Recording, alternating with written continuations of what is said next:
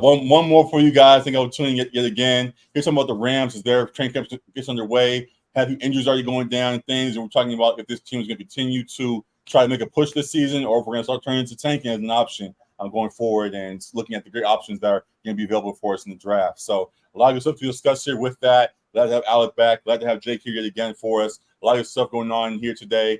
Tuning in again as you guys have. Talk a little bit about baseball before this, as you guys may have seen. Talking about Dodgers on one side, Angels, what's going on with both those teams, post deadline, a lot of good stuff with that. And now coming back to the NFL with things being underway, and excited to get this conversation going, looking at what's going on here in LA with the Rams. So, I won't waste any more time. We'll jump into it. We just saw that Cooper Kupp went down a couple of days ago with a hamstring injury. As I already have in our question here, is this the beginning of the end for the Rams, or do you think we can still salvage this season if guys are already starting to drop? Alec, I'll start with you again. We'll go to Jake after that. The beginning of the end just sounds so dark and dire. We talked about it though. Let me jump in real quick one more time. Sorry for being over talking too much. We talked episode last week talking about tanking your triumph with the Rams. We talked about how this team already looked like it was a team that might get 6 wins. We went through the whole schedule and did a breakdown. Then we have days later Cooper Kupp, one of the main guys would help them get the maybe 6 wins we already discussed. To have him already go down, though it is a minor injury. If this continues in this trajectory, it could be, as we already joked to, though dramatic, it truly could be the beginning of the end. So, Alec, please go on with any more you want to add to that. Yeah, it's concerning with your veteran wide receiver having gone through a major knee injury and surgery, and then now dealing with the hamstring, which can be very tricky and delicate injury to deal with, as well as you're getting older as well in his football years. So him being the most talented player on that offense, absolutely. Like if they're without him in the regular season, look towards Caleb Williams, I guess is what we'll say. But yeah, I think they're going to need him to be healthy in order to secure the highest amount of wins that they can, because without him, it looks dire on the wide receiver core if Kupp is going to miss time. Jake, your thoughts on Kupp and all that's going on with the Rams right now? I'm honestly, the Kupp, hamstring. That's never something that anybody wants to have. Like, it's lingering. Unless you really have a full time off, I think never really gets back to full speed, like full strength. So, shut him down as long as needed. Honestly, if there is any silver lining in that, it's the Rams need to get. Last year it was very apparent that Matthew Stafford and Allen Robinson either did not have enough reps together, did not feel comfortable together, all the above. And what we ended up seeing a lot was Matthew Stafford was like, when in doubt, I'm throwing to the guy I know I can throw the ball to. Yeah, which is great. Cooper Kupp is as reliable as they come. But if there might be a silver lining to this, it's Stafford. All reports are indicating that Stafford's as healthy as he's been in a while. Per Kelly Stafford, per people in the Rams organization, kind of saying all those things, which is great. But Puka Nacua seems to be, the talk of, the Rams right now as a young rookie receiver out of BYU. Similar measurables to Robert Woods. No one's saying he's Robert Woods, but very similar measurables, incredibly productive during his time there. So maybe with having, Kupp being down for, let's call it at least a couple weeks to start. Then what they can maybe start doing is having Puka move around, play X, play Y, play some H, play some Z, move him around the offense to where he's getting completely comfortable with all of the receiver positions and getting Stafford those reps with him to where it's like, all right, there's a rookie I could also throw to. So when teams are inevitably going to start doubling Kupp and Van Jefferson is your number 2, is there anybody else that the Rams can beat a team with? Because what we saw was, Kupp was still doing his thing, but they weren't the same Rams. And it was almost kind of like when, Mahomes burst onto the scene with Kelsey and Tyreek Hill. Then teams started going, all right, we're going to play some 2 safety looks and make you, beat us down the field some other way than through the deep ball and through the explosive plays. The Rams have to find a way to beat teams without it being Cooper Kupp. Right. So let's keep Kupp out as long as necessary and start to get those other guys involved and develop an identity. And so I'm there's reason to be concerned with the hamstring always. Right. But I'm more concerned with, usually upbeat McVay and who's, the Rams are a very cards tight to the chest organization. Mm-hmm. They don't really let a lot of stuff out. And I read today, McVay was brutally honest where he's very frustrated by the young players and how they practiced on Tuesday. Mm-hmm. And he's like, we got a really long way to go. And he knows what he's doing. He's been a coach in this league now for, it's 6 seasons, 7 seasons, something already. Yeah. Easy to think it's already been that long. Won a Super Bowl. Yeah. So he's got playoff experience, won a Super Bowl, been division champ multiple times, 2 Super Bowl appearances. He knows what he's doing. He has never had a team this young. Mm-hmm. So he's still got those guys. He's still got those Kupp. Still got those Aaron Donald, the Stafford. But it's time now for the guys like Ernest Jones, who's been a whole year playing behind Bobby Wagner, to take the reins and say, okay, it's your turn with the green dot to call the defense and be the guy that we think you can be. So I think that's a guy that they're going to lean on with a lot of young people in the secondary. No more Jalen Ramsey, and now the star position, which everyone always loves to talk about in this Raheem Morris defense. Mm-hmm. It's going to be Kobe Durant, who it's a completely different style from. It's not a Jalen Ramsey who is built like a safety and a corner. Right. Kobe Durant's more like a slot corner. Mm-hmm. But that's the guy who, in his small sample size, had a couple pick sixes, was all over the field, had a couple sacks. This is a guy who the Rams seem pretty high on. But it's still a super young secondary. And if he's playing the star position, you're going to have to be relying on other guys to step up. And so Ahkello Witherspoon, who instantly becomes the vet in the Rams secondary, has been around for a decent amount of time, but he's still younger too. So a completely young defense.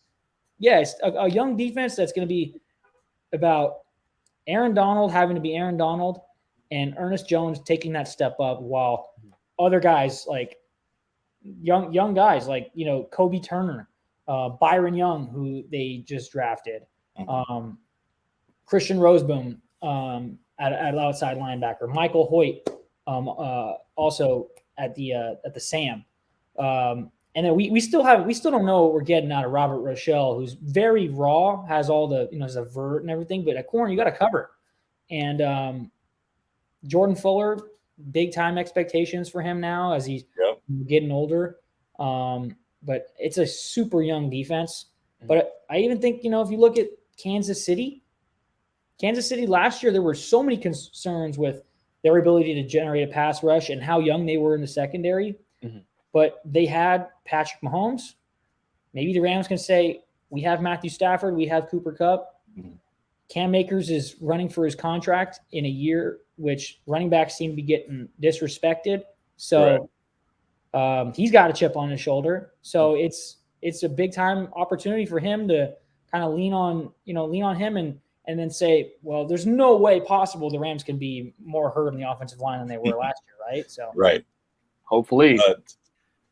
Sorry, what I was going to say is to your point that you just ended on with Cam Akers, could that possibly be the solution for this Rams squad? Going to somewhat of a ground and pound type offense and letting the run game and things, and the tight ends, you have Higbee amongst others in those tight end spots, focusing more on the interior of that offense. Could that be a solution if Kupp has to be a guy that is in and out of the lineup throughout the year? You think Cam Akers is built like that for those type of reps, though? Well, as we see, we kind of have a committee back there. We have Williams and I believe somebody else, so we may add. There's been a lot of talks about free agents that are still available. Leonard Fournette and Ezekiel Elliott, so the names of the sort that are still on the market that could be brought in. So if there could be another guy that could add to that committee back there, it definitely could be a solution. So Jake, do you echo that, or you think we still need to keep it in the air?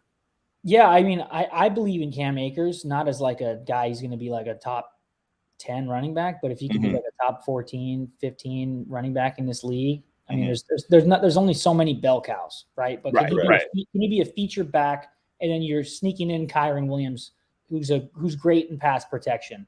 Because the big thing with Cam Akers, where he kind of fell out of love with McVay and everything, was as a pass protection. Like you're like, Cam, you're very talented. You're the most talented back we have here, but you're not picking up the right blitzes. Right, he's missing assignments. Yeah, missing assignments, and then and just like that, you're out of the you're in the doghouse. So definitely can't do that with the offensive line struggles too. Yeah. No, but that you speak of the offensive line, like Joe Noteboom was handed money with not so much in terms of production, but a lot of potential, and they were like, the Rams were very certain that, like, when they were leaning on Andrew Whitworth all those years, and Andrew Whitworth is as important of an acquisition the Rams have ever had, correct, in team history. Yeah, based off of the stability he provided. Because the minute he leaves, and you're like, okay, who's our left tackle? And then it's supposed to be Joe Noteboom. He starts to struggle a little bit. There's still talks about, is that guy a guard? Is that guy a tackle? You can't be having those conversations with the type of money he's making. So I still believe in Joe Noteboom, and I also believe that if he's not a tackle, he can be a guard. And I think you can make Alaric Jackson a left tackle as well for the Rams. Maybe not your long-term answer, but he can play. He had the blood clots last year. He was part of that, revolving door at the offensive line position. But it's going to be huge for, the Rams drafted Logan Bruss, not this season, but last season. Correct. And he's a guy, I think, from Wisconsin, fits schematically what the Rams wanted to do. He got hurt before they could even start the season, so they couldn't even really see what he could do. So on the interior offensive line, bringing back Brian Allen, veteran, center position. At guard, Coleman Shelton's one of your guards. And then you're wondering if at the left guard position, this Steve Avila from TCU, really wide, like dominant, in at the college level for TCU. Conditioning was a concern, is what they said. But I mean, it's going to really be about, even if those guys aren't, all world level offensive linemen, like let's just get an offensive line out there for long enough so they can build something together. Yeah. Let's not be bottom 10 or whatever. Yeah. So there's enough continuity to be able to create enough lanes to where if Cam is that guy, he's turning a 3-yard gain into an 8-yard gain, right? With that burst, finding that hole and the lane recognition, which has to improve as well for Cam, because he's the type of guy that, like, the traits are there, but in terms of, like, is he hitting the right hole? Is he, because a lot of what the Rams do is based off the cutback. So if they really want to have a great running game, two things. I mean, obviously it comes down to the offensive line. Health is wealth. Right. But also for Cam, based off the Rams running, like, their scheme, it's the Rams offensive linemen stepping all to the right, or they're stepping all to the left. And then they're working up the zone. Like, is there a guy in my lane? If there's a guy in my gap, if not, I'm working up to the next level. It's not really much down and pulling. It's very zone based, and relying then on your back, who's supposed to be a game changer type of back, to find those lanes and hit them. So because I think in McVay's core, they changed things up from when Goff was quarterback to Stafford, and they did a lot more of the Detroit stuff, more in shotgun. But I think McVay's way comes from that Shanahan style of under center, a lot of window dressing, a lot of stuff looks the same, but you got like 6 plays off of it, and it's all based off that Kupp in motion, or Tutu in motion, or Ben Skoranek in whoever it is, right? A lot of motion. You're not getting your misdirection from pulling guards and stuff necessarily sometimes, but it's a lot of, like, things look the same, and running the ball is first and foremost how you get that done. Got it. So excited to see how that plays out. I think Cam and just this running game can be a differential for this team in a big way if they can work it out. I'm excited to see how they put it together. But to the discussion as we were having just about what will work for this squad. Me and Al discussed it last week about 10-year Trump, as we mentioned before. Jake, do you think this team can be even a semi-legit squad, or do you think they're going to be bottom of the bunch here for us this year? Ceiling to me feels like a 10-win football team, and I think that would be terrific. Mm-hmm. Yeah, that'd be awesome. That'd be fantastic. I'd be all in on a 10-win season. I think you got to be overjoyed because that's a playoff spot probably. Like that's a wild card spot. Yeah, I mean, and the NFC, like the Rams got to be thankful that the NFC is not as loaded with quarterbacks as Correct. the AFC. Correct. So I mean, where you're like looking at around the league, it's like Jalen Hurts. Mm-hmm. Like then from there, Kirk Cousins. Like the amount of quality quarterbacks in the NFC. And then, don't forget Brock Purdy. Respect him. Mr. He showed himself he was relevant. He was. Yeah, and he could play. The Rams are going to have to listen. Their money is not as tied up as it was before, so they're not like if we're missing our star players, we're screwed. I mean, yeah, they're screwed. If Aaron Donald's not there, this defense is just a disaster. Right. But Aaron Donald is there, and there are some guys that do have NFL traits stepping up in these positions. And I don't know how many of them are long-term starters, but this is definitely the type of year where 10 years is I'd be overjoyed with 10 wins. Yeah.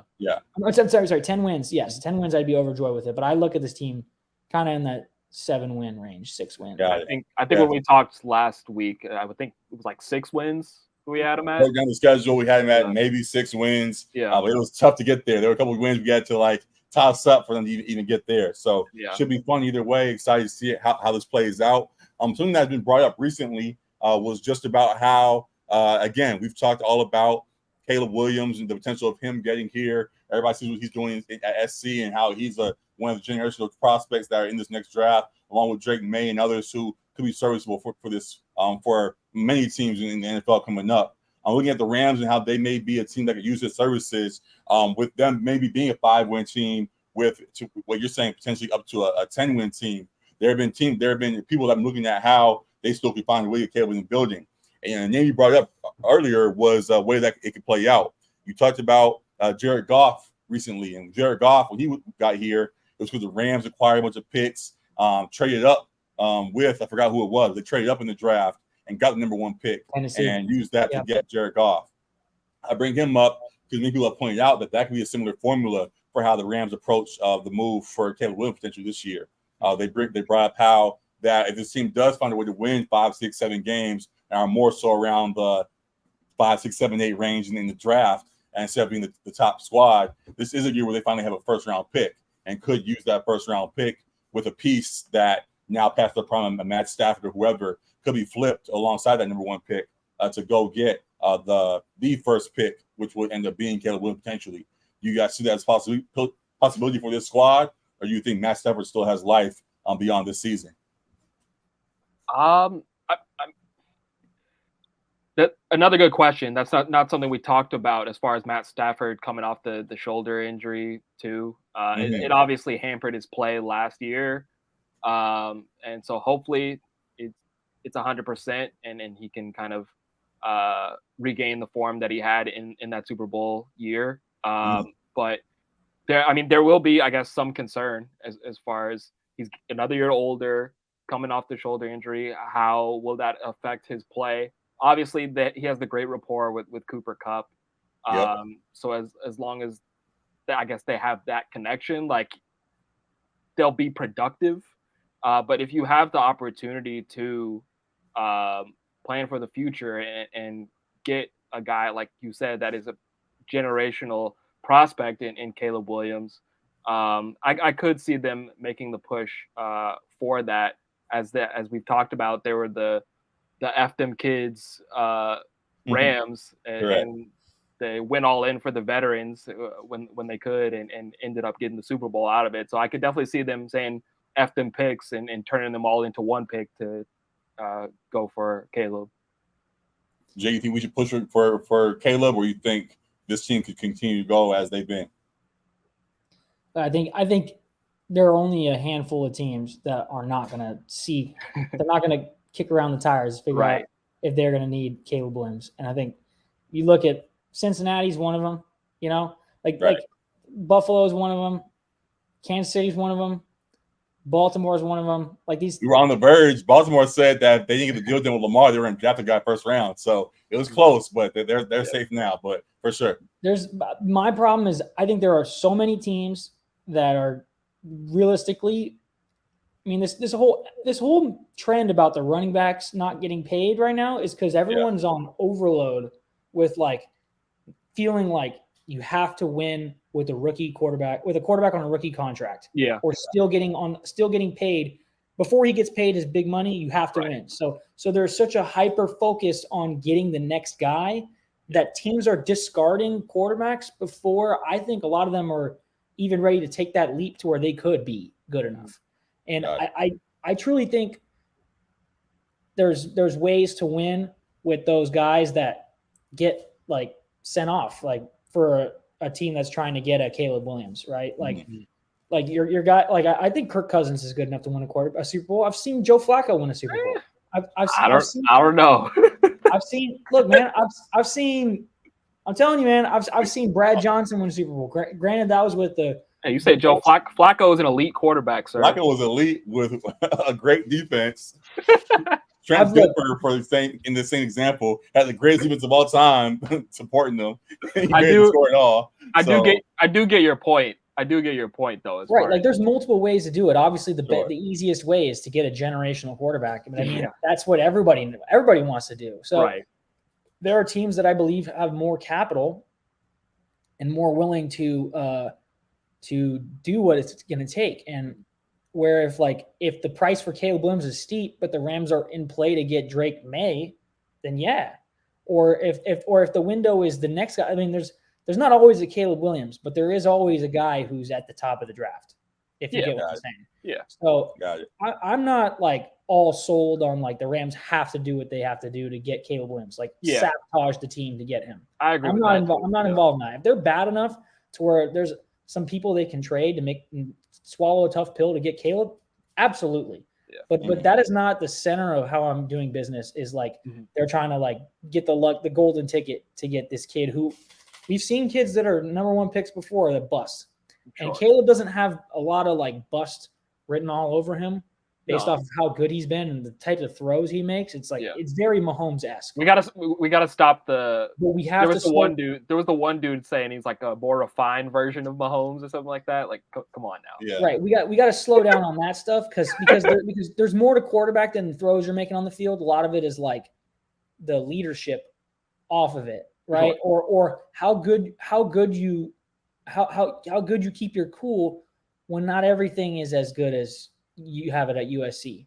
When it's like you don't have a bunch of 5 stars you're throwing to, you don't have a Bolitnikov winning wide receiver. You don't have, like when you get to this team that has, guys who are maybe shouldn't even be starting around you and things fall apart, like, are you going to mope or are you going to lift your teammates up? And that's something that like we haven't seen from Caleb Williams yet. And I'm not saying he can't do that, but he's had everything great because he is the greatness. Sure. Like he is the center of the greatness. So we'll see. But I'm not like the way if I'm Kevin Demoff, if I'm Stan Kroenke, if I'm Les Snead and the Rams, I'm not going into this season going, we're going to get Caleb Williams. But from a marketing perspective, the Rams are still like trying to like establish their foothold in Los Angeles. They will. It'll take them a long time. And I don't know how long that long time is, but a long time to make up the gap that has been created through the Dodgers and the Lakers, who have never left town, who have never gone to Anaheim, correct? Who have, and there isn't like Sunday ticket in Madden that allows kids to pick a favorite team that's not in your city, and for a whole generation.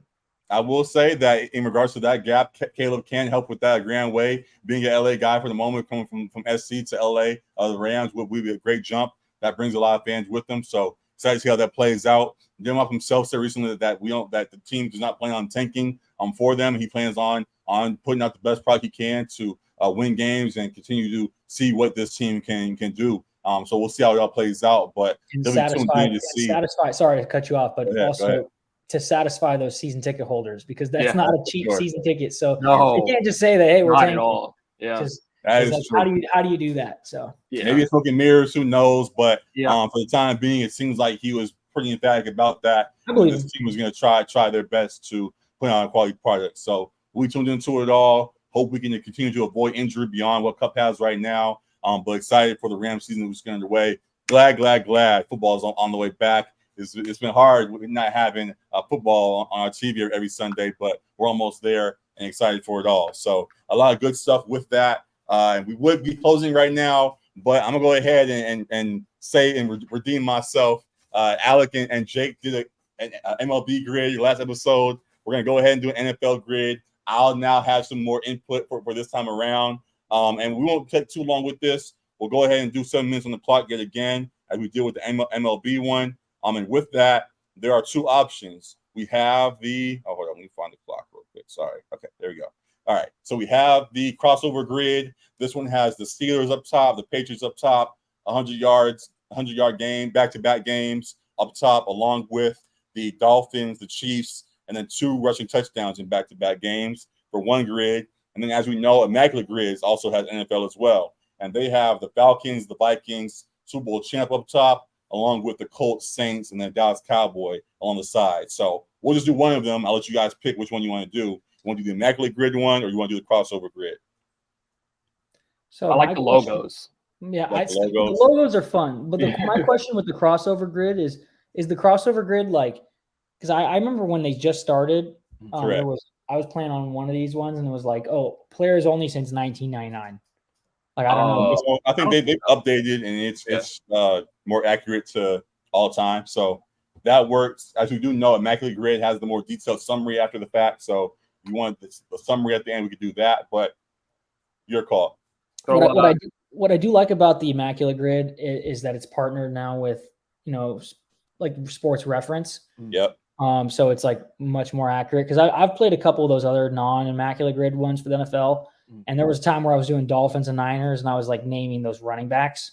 And like, they didn't have Jeff Wilson one time, and I was like, "That's ridiculous." All right, so we'll go ahead. We'll stay here. We'll stay with the Immaculate Grid. And throw 5 minutes on the clock. I'll put 7 again. It's all right. We'll speed through it and get out of here. So 7 minutes starting now. We have Falcons up top, Vikings up top, and Super Bowl champ. Well, the Colts, the Saints, and the Cowboys. So first thing that's coming to mind. Reggie Bush won with the Saints, correct?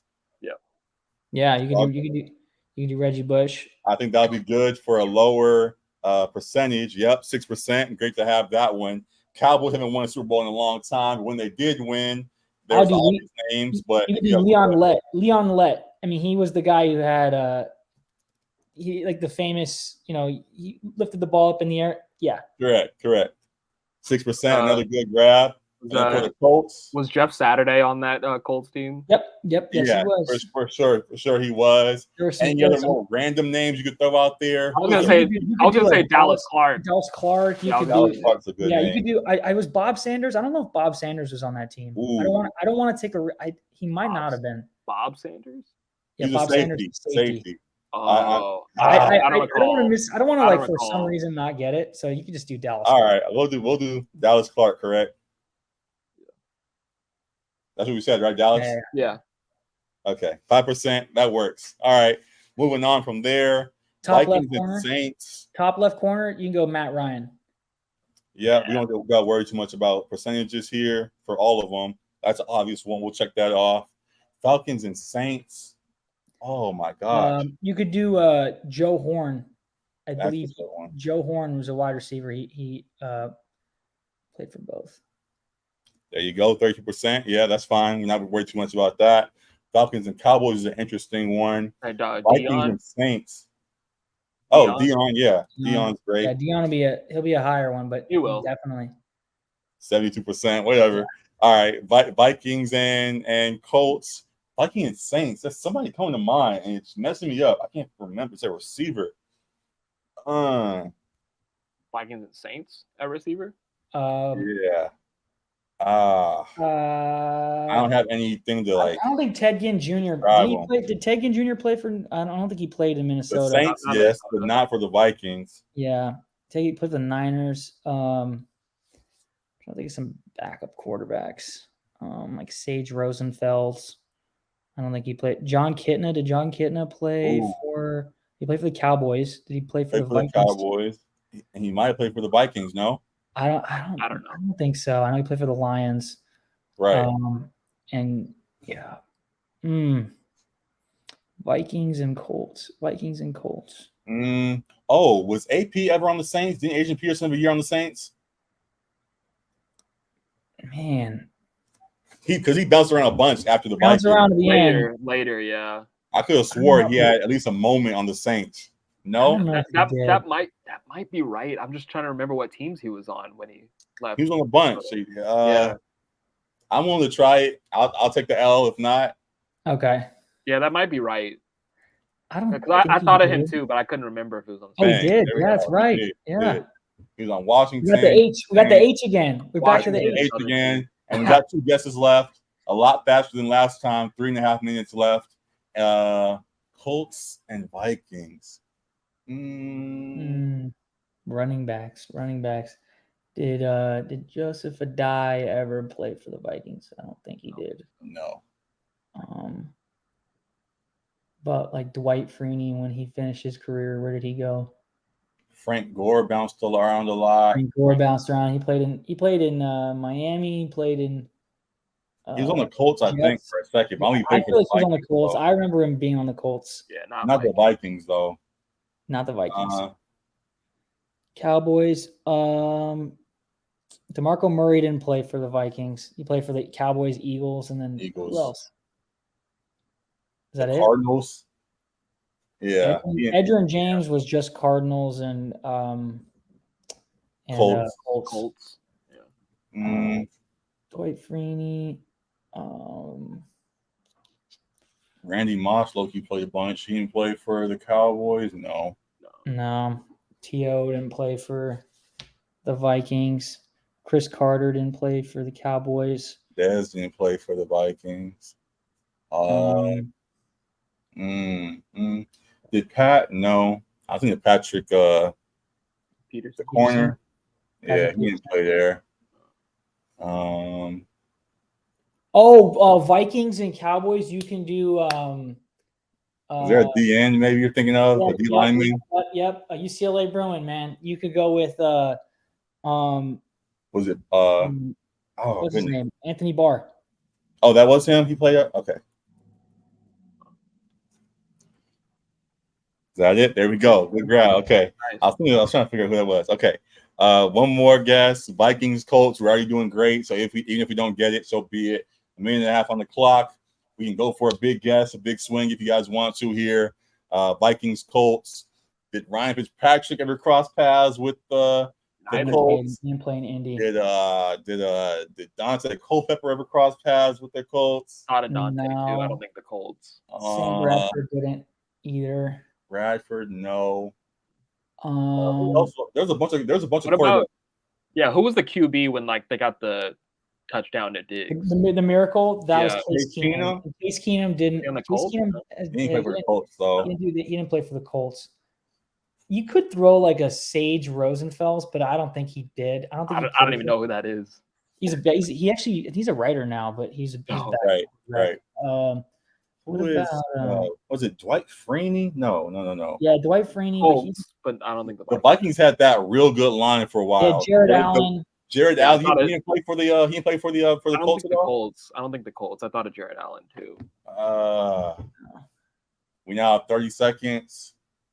I can't think of anybody. Any other positions? I mean, if they had to have played in a game, I don't know if Josh Johnson works because that's brought him up. You brought him up early. Did Bob Sanders play for the Vikings? Don't remember him being on the Vikings. He was so hurt all the time. Yeah, I thought he bounced around after the Colts because eventually it was just too much. What about Antoine Winfield Sr.? I know time is now expired. So go with. If we're really trying to just go for it, then you can go for Josh Johnson. Josh Johnson. That's a good name, though. I don't know which one it is. Jeez. Right. He played for a bunch of years, though. The recent one. Yeah. 2009. This one. Wait, what? Yeah, he started off to 2022. Yeah. Didn't get it, but we did get AI 9, which is above the average of 6.6 well above there. the average. Let's see who was. Go to the Oh yeah, we could just go Xavier Rhodes. That's a great name. Xavier Rhodes. That's a great name. I wouldn't have got that. All right. Matt Ryan, Joe Horn, Dion, Herschel Walkers, Troy Aikman, Drew Brees, Manning. Good stuff there. Where'd this thing go? For the Vikings and Colts also, we could have said. Not many names. I don't know any of those. I don't know any of those guys. So you got. Then Arashma Aroma Shadu, yeah. I don't know. Notre Dame, the college Notre Dame. Hank Basket. Hank Basket was with Kendra Wilkinson. That's how I know him. That's all the reason. I remember from Philly. Yeah, we weren't getting this one. LeBron Shields. And the L's. LeBron. Shout out LeBron. Wow. Yeah, I should be wearing my glasses. So LeBron's a copycat name? I thought he was the first LeBron. Wow. 1961. Jamarcus Webb. Interesting. LeBron's a fraud. That's what we found out from this. Well, you know. If I had thought a little bit harder, I could have maybe got Cedeno. Capping. Scroll up. No. I swear. I know that name. I swear. Whatever. But either way, good grid there. Good stuff going on with the Rams and all of that. Glad to get that done here. Another great episode in the books for you guys. We'll continue to bring a lot of good entertainment for you guys here, talking about all the LA things, Rams, Dodgers, Angels, Lakers, all that stuff included. I appreciate you guys for tuning back in. That is it for today. We'll come back next week and dive more into USC, what's going on with them and the Pac-12 move to the Big Ten, along with other teams following them. We'll talk more about the Lakers as that gets closer, and more NFL things as season gets started as well. So a lot of good stuff across the board here. Again, we appreciate you guys for tuning back in. If you guys do the grid, it's 6 o'clock now. I think it resets 6 o'clock every day. So hope you guys see this by the time before it resets, and let us know what you guys' score was as well. But beyond that, all is well here. Again, appreciate y'all for tuning in. And any last words from you guys that we got here? Nah, man. All right. So we'll see you guys again real soon, man. Appreciate y'all for tuning back in. And man, thank y'all. Peace. Deuces. Combination.